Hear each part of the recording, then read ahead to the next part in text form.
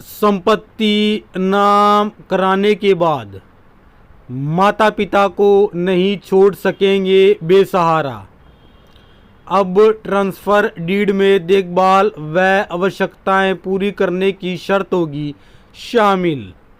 अम्बाला, माता पिता से संपत्ति अपने नाम कराने के बाद उन्हें प्रताड़ित करना और अनाथ आश्रम में छोड़ देना कोई नई बात नहीं है, लेकिन अब अम्बाला छावनी में शायद ऐसा नहीं होगा।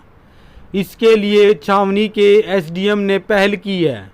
इसके तहत ट्रांसफ़र डीड लिखते समय माँ बाप की देखभाल और उनकी मूलभूत आवश्यकताएं पूरी करने का उल्लेख अनिवार्य कर दिया गया है।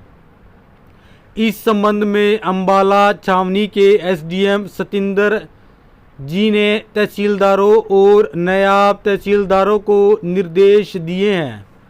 उन्होंने कहा है कि इस फैसले से ऐसे सभी माता पिता को लाभ मिलेगा जिनके बच्चे संपत्ति हड़पने के बाद उन्हें बेसहारा छोड़ देते हैं।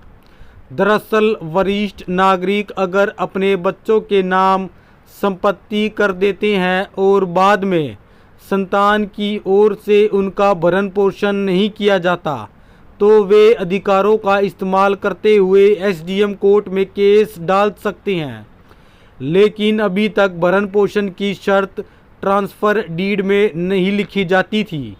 इस कारण कोर्ट में जब मामलों की सुनवाई होती थी तो बच्चे यह तर्क देते थे कि ट्रांसफ़र डीड में यह शर्त लिखी ही नहीं गई।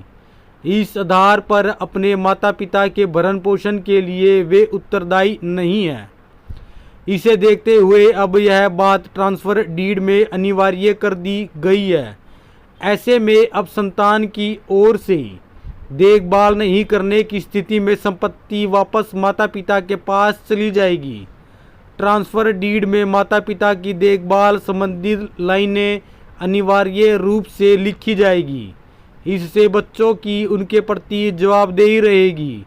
इस संबंध में संबंधित अधिकारियों को निर्देश दे दिए गए हैं ताकि बुजुर्गों के उत्पीड़न संबंधी मामलों में कमी आ सके।